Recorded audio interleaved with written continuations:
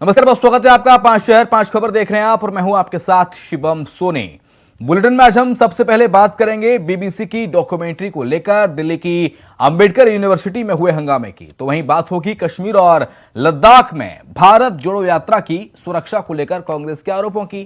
तीसरी खबर होगी उत्तर प्रदेश की, जहां पर लखनऊ में सीएम योगी की मौजूदगी में एक मंत्री और पूर्व मंत्री के बीच हुए कुर्सी विवाद की। चौथी खबर देश की राजधानी दिल्ली में एमसीडी की मेयर चुनाव के विवाद पर होने वाली सुप्रीम सुनवाई की होगी। तो पांचवी बड़ी खबर होगी विवादों के बावजूद बॉलीवुड के कई रिकॉर्ड तोड़ने वाली शाहरुख खान की फिल्म पठान की। तो चलिए शुरुआत करते हैं। तो बीबीसी की डॉक्यूमेंट्री पर विवाद लगातार बढ़ता जा रहा है। दिल्ली में बिजली विभाग ने शुक्रवार को छात्रों के प्रदर्शन को देखते हुए अंबेडकर यूनिवर्सिटी की बिजली काट दी। दिल्ली की जवाहरलाल नेहरू यूनिवर्सिटी और जामिया मिल्लिया इस्लामिया यूनिवर्सिटी के छात्रों के समर्थन में अंबेडकर यूनिवर्सिटी एआईएसए का शुक्रवार को प्रदर्शन होना था और ये प्रदर्शन दोपहर में केंजी canteen Ambedkar university Kashmiri gate campus पर होना था, लेकिन उससे पहले ही बिजली विभाग ने यूनिवर्सिटी की बिजली को काट दिया। वहीं वामपंथी छात्रों के विरोध में अखिल भारतीय विद्यार्थी परिषद के छात्रों ने धार्मिक भजन और गाने शुरू कर दिए। जिस जगह पर वामपंथी छात्र संगठन के छात्र बैठकर विवादित डॉक्यूमेंट्री को देख रहे हैं, उसी जगह एबीवीपी के छात्र धार्मिक भजन गा रहे हैं। वहीं अंबेडकर यूनिवर्सिटी में आजादी आजादी के नारे लगाए गए। लेफ्ट विंग के छात्र संगठन के छात्रों ने नारेबाजी की, जिस पर यूनिवर्सिटी प्रशासन के साथ पुलिस ने छात्रों को शांत करने की कोशिश भी की। वहीं अलीगढ़ यूनिवर्सिटी में जय हिंद की जगह अल्लाह अकबर के नारे लगाए गए। 26 जनवरी के मौके पर एनसीसी के ड्रेस में कुछ छात्रों ने ये नारे लगाए। पूजा झा जुड़ गई हमारी सहयोगी न्यूज रूम से सीधा लाइव। पूजा का रुख कर लेते हैं। पूजा, डॉक्यूमेंट्री बीबीसी की डॉक्यूमेंट्री है इंडिया द मोदी क्वेश्चन, उस पर विवाद लगातार गहराता जा रहा है और आज दिल्ली के अंबेडकर यूनिवर्सिटी की बिजली काट दी गई बिजली विभाग के द्वारा। फिलहाल क्या जानकारी पूजा? बिल्कुल शिवम, आपको बताना चाहूंगी बीबीसी की documentary the India the Modi question पर विवाद बढ़ता जा रहा है। यह विवाद तब शुरू हुआ जब केंद्र सरकार की ओर से इस डॉक्यूमेंट्री को यूट्यूब और ट्विटर पर बैन कर दिया गया। बैन करने के बाद जेएनयू में इसकी स्क्रीनिंग रखी गई। आरोप लगाया गया कि एबीवीपी के कार्यकर्ताओं ने स्क्रीनिंग रोकने के लिए पत्थरबाजी की, मारपीट की है। वहीं अंबेडकर नगर में वामपंथी छात्र संगठन दल की तरफ से शुक्रवार को प्रदर्शन किया जाना था आयशा की तरफ से दोपहर 2 बजे, लेकिन कहा जा रहा है बिजली विभाग ने यूनिवर्सिटी की बिजली काट दी, जिसके बावजूद स्क्रीनिंग रखी गई। जहां पर वामपंथी छात्र संगठन स्क्रीनिंग कर रहे थे, वहां पर एबीवीपी के कार्यकर्ता धार्मिक भजन गा रहे थे। यानी कि जिस जगह पर डॉक्यूमेंट्री चल रही थी, विवादित डॉक्यूमेंट्री को वामपंथी छात्र संगठन देख रहे थे, वहां पर दूसरी जगह उन्हीं के पास एबीवीपी के जो कार्यकर्ता हैं वो धार्मिक भजन गा रहे थे। आपको बता दें, इस डॉक्यूमेंट्री के बैन होने से पहले ही ब्रिटेन की संसद में ऋषि सुनक ने सबकी बोलती बंद कर दी थी। ब्रिटिश संसद में ऋषि सुनक ने कहा था कि भले ही हम यौन उत्पीड़न को हम बर्दाश्त नहीं करते, लेकिन उत्पीड़न को हम बर्दाश्त नहीं करते, लेकिन इस डॉक्यूमेंट्री में जिस तरीके से सज्जन को दिखाया गया है वो उससे मैं बिल्कुल भी सहमत नहीं हूं। एक तरफ केंद्र सरकार और बीजेपी ने इस डॉक्यूमेंट्री को पीएम मोदी के खिलाफ हमारे साथ प्रदीप भी जुड़े हुए हैं। पूजा, प्रदीप का रुख कर लेते हैं, मैं आपके पास आऊंगा। प्रदीप हमारे साथ अलीगढ़ से जुड़े हुए हैं। प्रदीप, ये यूनिवर्सिटी जहां पर शिक्षा ग्रहण की जाती है, ये लेकिन शिक्षा की जगह सियासी अखाड़े की यूनिवर्सिटी बन गई है। बताइए प्रदीप, अल्लाह अकबर के नारे और हमें चाहिए आजादी, लेके रहेंगे आजादी, क्या है सब प्रदीप? बिल्कुल शिवम, मैं आपको बताना चाहूंगा कि जो गणतंत्र दिवस के उपलक्ष्य में जो झंडा फहराया गया था 26 जनवरी पे, उसके बाद में जब बीसी डे उस पे चले जाने के बाद में यूनिवर्सिटी में ये धार्मिक नारे लगे हैं, जिसका लगातार विरोध किया जा रहा है और चारों तरफ इससे जो है इसका विरोध किया जा रहा है और इसके खिलाफ कार्रवाई भी की जा रही है। अभी एक नया मैं आपको अपडेट बता दूं कि अभी जो राज्य सरकार में मंत्री है रघुराज सिंह, उन्होंने भी एक विवादित बयान दिया है इसके ऊपर कि जिन छात्रों ने ये अल्लाह अकबर के नारे लगाए हैं वो उनको हिंदुस्तान छोड़ देना चाहिए और उन्हें पाकिस्तान चला जाना चाहिए। जी शिवम, लेकिन इसके साथ साथ पूजा, जामिया में भी ये नारे लगे हैं कि हम लेके रहेंगे आजादी। कौन है ये आजादी गैंग और कौन सी इन पर गुलामी करवाई जा रही है? किस बात से आजादी देने की बात कर रहे हैं?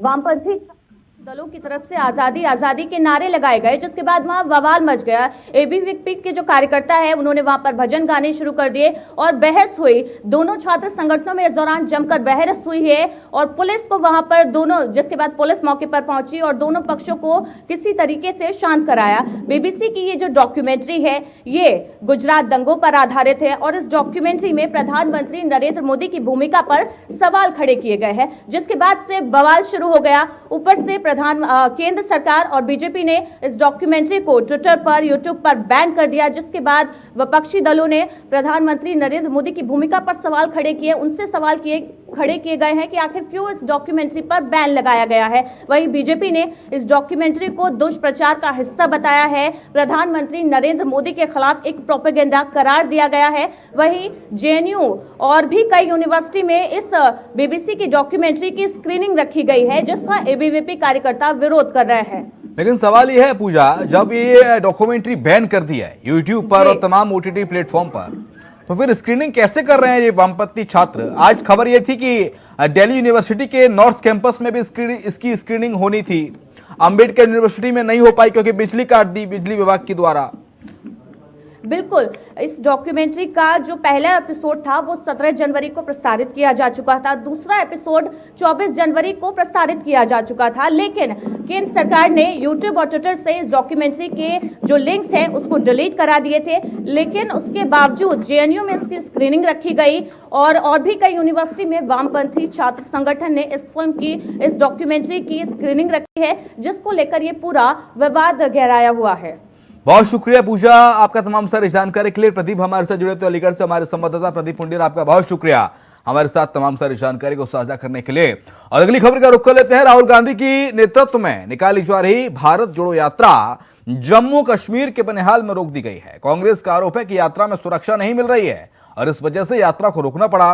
कांग्रेस ने कहा कि जब तक हमें सुरक्षा नहीं मिलती यात्रा का आगे बढ़ना खतरे से खाली नहीं है। राहुल गांधी ने बताया कि यात्रा के दौरान पुलिस व्यवस्था पूरी तरह शर्मदा गई थी और भीड़ को संभालने वाले पुलिस वाले कहीं नजर ही नहीं आ रहे थे। यात्रा पर मेरे आगे चलने से मेरे सुरक्षाकर्मी बहुत असहज थे, इसलिए मुझे अपनी यात्रा रद्द करनी पड़ी है। उन्होंने कहा कि मेरे लोगों ने मुझे यात्रा न करने की सलाह दी, इसलिए मैं यात्रा से निकल गया और अन्य यात्रियों ने पदयात्रा की है। इसके साथ ही कांग्रेस का जम्मू कश्मीर लद्दाख प्रशासन पर भी कांग्रेस ने आरोप लगाए हैं।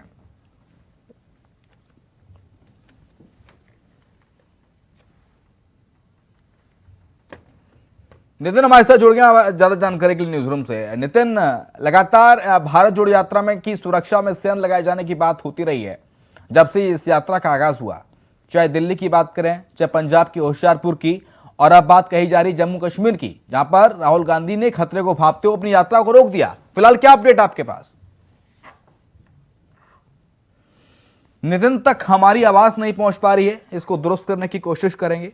लेकिन कांग्रेस का जम्मू कश्मीर लद्दाख प्रशासन पर यह आरोप है और इसके साथ साथ सुरक्षा की मांग की है कांग्रेस पार्टी ने, राहुल गांधी ने, और इस सुरक्षा को लेकर इस खतरे को भांपते हुए इस यात्रा को फिलहाल रोक दिया गया है। राहुल गांधी यात्रा में शामिल नहीं है। कांग्रेस के जो अन्य नेता हैं, कार्यकर्ता हैं, वो इस यात्रा को आगे बढ़ाने में लगे हुए हैं।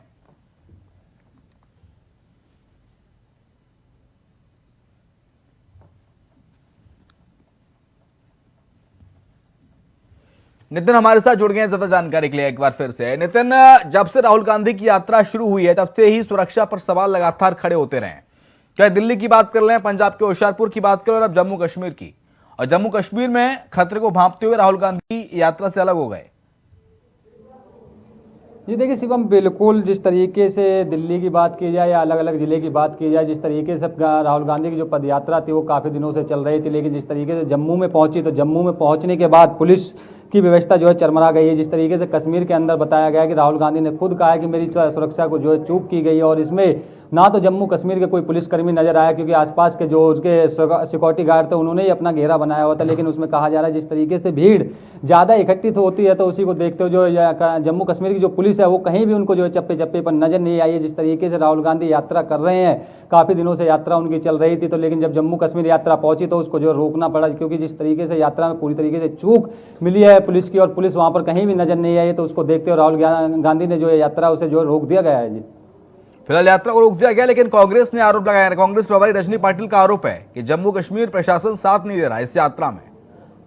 जी देखिए, बिल्कुल जिस तरीके से रजनी पाठक ने ट्वीट करके कहा है कि कांग्रेस की जो यात्रा चल रही थी भारत जोड़ो यात्रा, उसमें राहुल गांधी जो है पद यात्रा कर रहे थे, भारत जोड़ो यात्रा कर रहे थे, लोगों के साथ में उनके साथ में काफ़ी हंजूम देखने का मिला था। जो कार्यकर्ता थे वो काफ़ी खुश नजर आ रहे थे। जब यात्रा जो है जम्मू कश्मीर पहुंची तो उन्होंने जो है आरोप लगाया, रजनी पाठक ने ट्वीट करके जो है जानकारी दी और कहा कि जम्मू कश्मीर की जो पुलिस है वो हमारा साथ नहीं दे रही। जिस तरीके से यात्रा में लोग काफ़ी एकत्रित हो रहे हैं और लोगों को जो है अंजुम है वो काफ़ी हाल रहा है तो उनके साथ में राहुल गांधी के साथ में, तो उसी को देखते हुए रजनी पाठक ने ट्वीट किया और साथ ये भी कहा कि जम्मू कश्मीर की पुलिस उनका साथ नहीं दे रही है। चाहे वो यूपी की बात की जाए तो यूपी में भी यात्रा को जो चूक भी देखने को मिली थी। जिस तरीके से राहुल गांधी अपनी यात्रा जो है गाजियाबाद से भी शुरू की थी, उन्होंने दिल्ली के लाल किले पर आके उन्होंने यात्रा अपनी रोक दी गई थी। उसके बाद जब यूपी में बात की जाए तो यूपी में भी राहुल गांधी जो अलग अलग जिले से होते हुए नजर आए थे, लेकिन उनका कहना था कि यात्रा में जो पुलिसकर्मी थे वो काफ़ी दूर तक नजर नहीं आए थे। लेकिन जम्मू में भी ऐसी यही हाल देखने को मिला। जब राहुल गांधी और की सुरक्षा की चूक की बात की गई तो इसमें उसने रजनी पाठक जो कांग्रेस की नेता हैं उन्होंने साफ ये कर दिया कि इस तरीके की जम्मू कश्मीर जो है यात्रा में साथ नहीं दे रही है और यात्रा को देख के जो है अलग अलग के लोग जो है इधर उधर भागे हुए हैं और उनके जो सुरक्षाकर्मी है वो खुद राहुल गांधी का घेरा बना के चल रहे हैं, साथ में राहुल गांधी के। लेकिन इससे पहले नितिन, जो खुफिया एजेंसियां हैं, सुरक्षा एजेंसियां हैं भारत की, उन्होंने अलर्ट जारी किया था राहुल गांधी की सुरक्षा को लेकर कि अगर राहुल गांधी जम्मू कश्मीर में जा रहे हैं यात्रा को लेकर तो वो गाड़ी के अंदर रहें, गाड़ी से बाहर ना निकलें।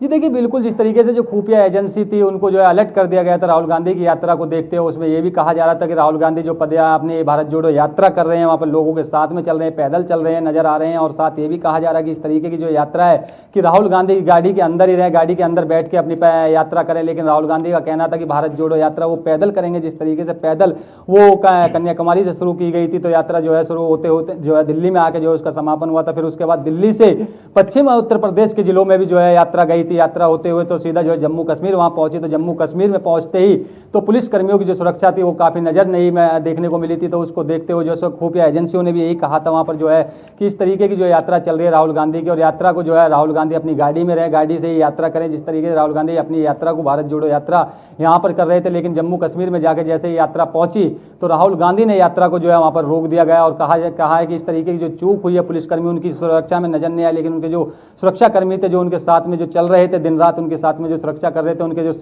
उन्होंने यही बात कहा है कि जिस तरीके से पुलिस जम्मू कश्मीर की उनके साथ में नजर नहीं है कि भीड़ में इतने लोग एकत्रित हो गए थे, उन लोगों को रोकने के लिए प्रयास भी किया जा रहा था। लेकिन उसके बाद जैसे ही उन्होंने आरोप लगाया जम्मू कश्मीर पुलिस पे कि जम्मू कश्मीर पुलिस उनका साथ नहीं दे रही है और साथ इसी को देखते हुए उनकी जो कांग्रेस के नेता हैं उन्होंने भी यही आरोप लगाया कि राहुल गांधी की यात्रा में जो चूक है वो काफी चूक नजर आ रही है, क्योंकि पहले भी चूक हो चुकी थी यात्रा को देखते हुए। तो उसके बाद में भी जो है खुफिया एजेंसियों को तलब किया गया था, तमाम गृह मंत्री से रिपोर्ट मांगी गई थी। लेकिन उसी के बाद में आज फिर ये मामला देखने को मिला कि राहुल गांधी की जो यात्रा जम्मू कश्मीर वहां पहुंची थी तो जम्मू कश्मीर में जो जम्मू कश्मीर के पुलिसकर्मी हैं वो वहां पर नजर नहीं आए। चप्पे चप्पे तक राहुल गांधी भी नजर बनाए हुए थे, लेकिन उनके जो सुरक्षाकर्मी थे उन सुरक्षाकर्मियों ने भी यही आरोप लगाया कि इस तरीके की सुरक्षा में ना तो नजर बना रखिए। बहुत शुक्रिया आपका तमाम सारी जानकारी को साझा करने के लिए। यूपी की राजधानी लखनऊ में गणतंत्र दिवस समारोह का भव्य आयोजन किया गया था। गणतंत्र दिवस समारोह में यूपी की राज्यपाल आनंदीबेन पटेल और सीएम योगी आदित्यनाथ समेत सभी बड़े नेता पहुंचे। इसके बाद कई जगहों पर गणतंत्र दिवस का कार्यक्रम हुआ, लेकिन गणतंत्र दिवस के ही एक कार्यक्रम का वीडियो सोशल मीडिया में तेजी के साथ वायरल हो रहा है और इस वीडियो में योगी सरकार के पूर्व मंत्री और वर्तमान मंत्री एक दूसरे से कुर्सी के लिए भिड़ते नजर आ रहे हैं। बता दें, गणतंत्र दिवस के एक कार्यक्रम में योगी सरकार के पूर्व अल्पसंख्यक विभाग के मंत्री मोहसिन रजा और वर्तमान अल्पसंख्यक विभाग के मंत्री रहे दानिश अंसारी पहुंचे थे और इस कार्यक्रम में मंच पर बैठने के दौरान दोनों ही एक कुर्सी पर बैठने के लिए जद्दोजहद करने लगे।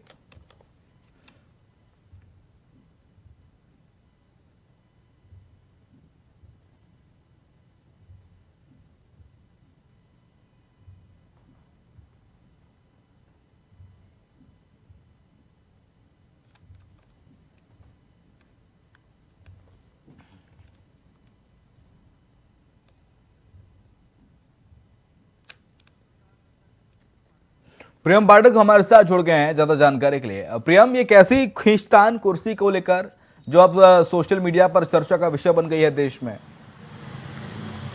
बिल्कुल शिवम, देखिए ये मामला कल 26 जनवरी के दिन परेड के समय का है, जब मुख्यमंत्री योगी आदित्यनाथ जो है विधानसभा के सामने जो एक परेड होती है उसमें शामिल होने के लिए पहुंचे थे। और ऐसे में उनके बराबर में बैठने के लिए जिस तरीके से जो एक वीडियो सामने निकल के आया है कि उसमें पूर्व मंत्री जो मोहसिन रजा, तो मौजूदा वक्त के जो मंत्री हैं दानिश अंसारी, उनको धक्का देते हुए नजर आए हैं, उनके साथ करते हुए नजर आए। और शायद इस बात का लहजा जो है वो मोहसिन रजा भूल गए कि उनके नाम के आगे पूर्व लग चुका है। तो कहीं ना कहीं काफी किरकिरी भी हुई है इससे मोहसिन रजा की भी।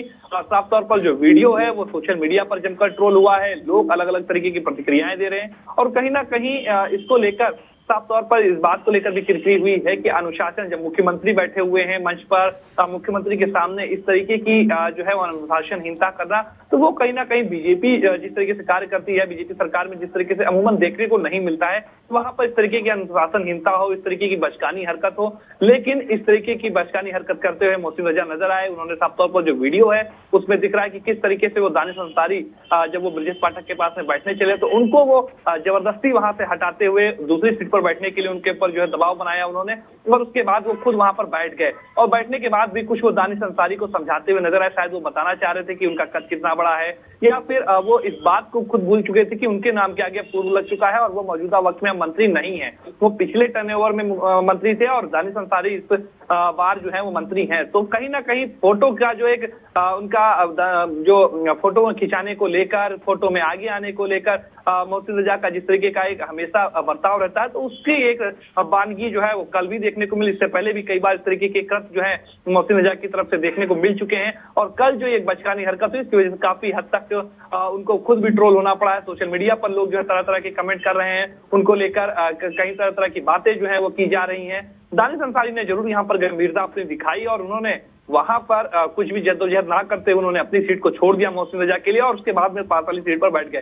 तो कहीं ना कहीं ये पूरा जो सीन रहा है वो कल 26 जनवरी के दिन का था। और ऐसे में इस तरीके की हरकत होना वो कहीं ना कहीं बताती है कि किस तरीके की बचकानी हरकत जो है वो कल मोहसिन रजा की तरफ से करी गई। इसे छपास या दिखास का शौक है, क्योंकि लोग तो पूछ रहे हैं कि भाई उत्तर प्रदेश में मुस्लिम चेहरा कौन सरकार का? बिल्कुल, देखिए साफ तौर पर ये छपास ही कह सकते हैं, बिल्कुल साफ तौर पर इसको। और उसी के चलते उन्होंने जल्दी, अगर आप देखें तो पूरा वीडियो जब आप देखेंगे तो जैसे ही स्टेज से चढ़कर वो आ रहे हैं तो ब्रजेश पाठक को भी एक जगह पर वो धक्का देते हुए नजर आ रहे हैं, उनसे साथ भी हड़बड़ी करते हुए नजर आ रहे हैं कि किस तरीके से वो मुख्यमंत्री के पास में बैठ पाए और जो फोटोज आए, जो वीडियोज आए, उसमें वो इस बात को दर्शा पाए कि वो कितने खास हैं, सरकार के कितने करीबी हैं और मंत्रियों को अलग हटाकर जो है वो अपनी सीट पर बैठते हैं। हालांकि इसको लेकर सरकार की तरफ से कोई कार्रवाई अभी तक नहीं करी गई है, पार्टी की तरफ से कोई इसको लेकर स्टैंड नहीं किया गया है। लेकिन ये वीडियो जो है वो काफी हद तक सोशल मीडिया पर ट्रोल हुआ है, लाखों की संख्या में लोगों ने जो है उस पर अपने प्रतिक्रियाएं जो है वो दी हैं और कहीं ना कहीं इससे साफ तौर पर मोहसिन रजा की किरकिरी होती हुई नजर आ रही है जाहिर तौर पर। और तमाम सारे सवालात भी खड़े हो रहे हैं सोशल मीडिया पर इस पूरे वायरल वीडियो को लेकर। बहुत शुक्रिया आपका प्रियम, तमाम सारी जानकारी को साझा करने के लिए। एमसीडी मेयर चुनाव जल्द कराने को लेकर आपकी याचिका सुप्रीम कोर्ट में मुख्य न्यायाधीश ने 3 फरवरी को सुनवाई की डेट दी है। आम आदमी पार्टी के वरिष्ठ नेता सौरभ भारद्वाज ने कहा कि पूरे देश में ये बात साफ हो गई है कि आम आदमी पार्टी मेयर का चुनाव कराना चाहती है और बीजेपी एमसीडी पर अवैध कब्जा कायम रखना चाहती है। आपने सुप्रीम कोर्ट में एमसीडी का एमसीडी का समय से मेयर, डिप्टी मेयर और स्टैंडिंग कमेटी के चुनाव कराने की मांग की है। आम आदमी पार्टी की याचिका सुप्रीम कोर्ट में मंजूर हो गई है। इसके ऊपर अब 3 फरवरी को सुनवाई होगी। इसमें कहा गया है कि एमसीडी में भाजपा कब्जा नहीं छोड़ेगी, इसलिए आम आदमी पार्टी को देश की सबसे बड़ी अदालत में जाना पड़ा है।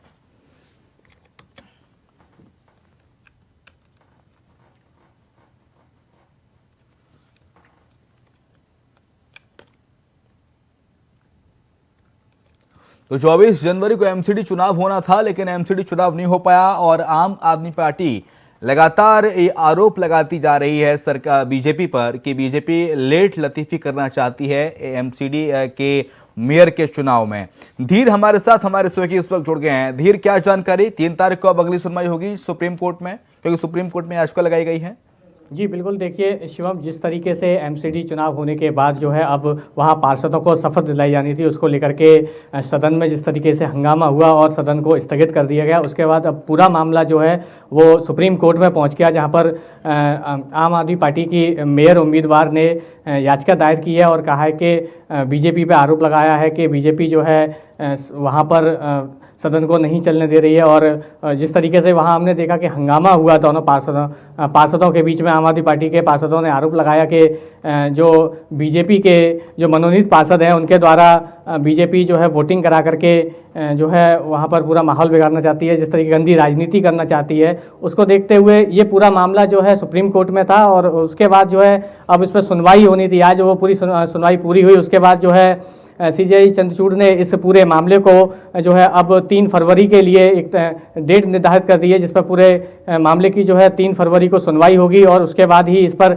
आगे की कार्रवाई देखने को मिलेगी। जी बहुत शुक्रिया आपका तमाम सारी जानकारी के लिए। धीर, देश भर में पठान को रोकने की, फिल्म को बैन कराने की जोरदार कोशिश की गई, लेकिन कहा जाता है ना कि स्प्रिंग को जितना दबाया जाता है वो उतना ही उछलता है। ठीक ऐसा ही कुछ हुआ पठान के साथ। लोगों ने इस फिल्म को बहुत कोशिश की कि बैन करा दिया जाए, लेकिन इस फिल्म में उतनी ही जबरदस्त छलांग लगाते हुए इस फिल्म ने बम्पर कमाई का रिकॉर्ड बनाया, बॉक्स ऑफिस पर सुनामी ला दी है। मूवी की ताबड़तोड़ कमाई ने ट्रेंड एनालिस्ट के दावों की धज्जियां उड़ा दी हैं। ऐसा इसलिए कह रहे हैं क्योंकि दूसरे दिन भी पठान ने कमाई का नया रिकॉर्ड बनाया। किंग खान की फिल्म 2 दिनों में 100 करोड़ का आंकड़ा क्रॉस कर चुकी है। आंकड़ों की माने तो पहले दिन इंडिया में 57 करोड़ की बम्पर ओपनिंग के बाद पठान का डंका दूसरे दिन भी बजा।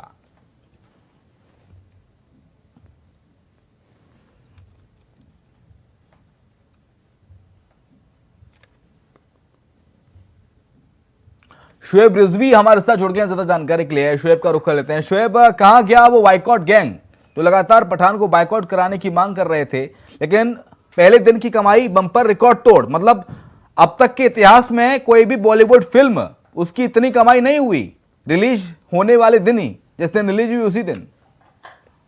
बिल्कुल, शाहरुख खान का अपना एक जादू है जो चला है, कह सकते हैं। हालांकि पिछले काफी लंबे समय बाद शाहरुख खान इस फिल्म के जरिए वापस आए हैं, लेकिन जिस तरह से वापस आए और जिस तरह से पठान रिलीज होने से पहले माहौल बना था, से लग रहा था कि पठान फिल्म को काफी मुश्किलों का सामना करना पड़ेगा, लेकिन जिस तरह से उनके चाहने वाले, उनके दर्शक फिल्म को देखने के लिए हाथ में जो उमड़ रहे हैं, उनसे ये साफ हो गया है कि कहीं ना कहीं बाइकॉट गैंग है, इसको फ्लॉप कर दिया है और फिल्म को लगातार हिट मिल रही है।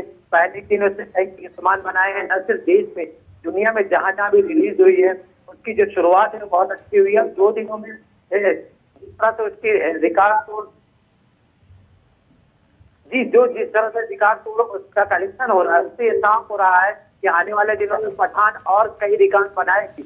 और शाहरुख खान की तरह से एंट्री की है, उनके चाहने वाले, उनके जो फैन है हाल में किसकर आ रहे हैं फिल्म को देखने के लिए, अगर फंड मिला वो न सिर्फ शाहरुख खान के लिए बल्कि फिल्म इंडस्ट्री के लिए भी पॉजिटिव संकेत है, क्योंकि पिछले दिनों से जिस तरह से हाल में सन्नाटा छाया हुआ था, उस हाल से जो वजह से बंदी की कतार पे चले गए थे, इस फिल्म में अगर सिर्फ प्रयागराज की बात करें तो कई हाल की किस्मत खुली है, लॉटरी लगी हुई है, तो जिस तरह से दर्शक वहां पे पहुंच रहे हैं, उनको फुल हाउस रिस्पॉन्स मिल रहा है, तो इससे कहा जा सकता है कि इस फिल्म ने न सिर्फ इंडस्ट्री को फायदा पहुंचाया बल्कि शाहरुख खान के लिए ये काफी फायदेमंद फिल्म साबित हुई। और साथ जो माहौल बना था पठान के खिलाफ, उसका असर बिल्कुल से नहीं दिख रहा। हालांकि जिन संगठनों ने विरोध की बात की, उसमें ज्यादातर संगठन उन्होंने बैकफुट पर आ गए हैं। कुछ ने ये कह भी दिया है जो उनकी मांग थी उसको शायद मान लिया गया, रिवोट आप विरोध नहीं करेंगे, तो ये कहा जा सकता है। लेकिन हाँ, ये जरूर है कि आने वाले दिनों में इस तरह बाइकॉट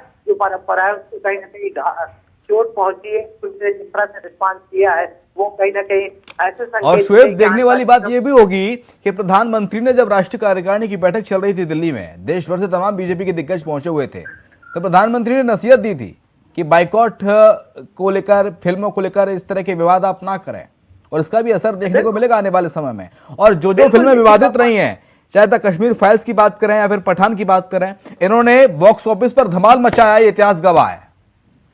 बिल्कुल, अगर आप बात करें तो ये निश्चित तौर पर कहीं ना कहीं मोदी जी इस बारे में स्टैंड लिया वो है। और अभी कुछ दिन पहले मुख्यमंत्री योगी आदित्यनाथ बॉम्बे गए थे, वहां पे जो फिल्म इंडस्ट्री से जुड़े लोग हैं, साथ यूपी में जो अगले महीने जो फरवरी में होने वाला समिट है उसको लेकर किस तरह से वो वहाँ चर्चा की थी। उस दौरान सुनील शेट्टी ने इस बारे में भी उनसे कहा था कि जरा इस पर ध्यान दिया जाए जो बाइकॉट की फिल्मों के बारे में। तो कहीं ना कहीं उसकी तरफ से फिल्म इंडस्ट्री की तरफ से जो ठीक है, बहुत शुक्रिया आपका शुएब, तमाम सारी जानकारी को साझा करने के लिए। और इसी के साथ हमारे इस खास पेशकश में इतना है।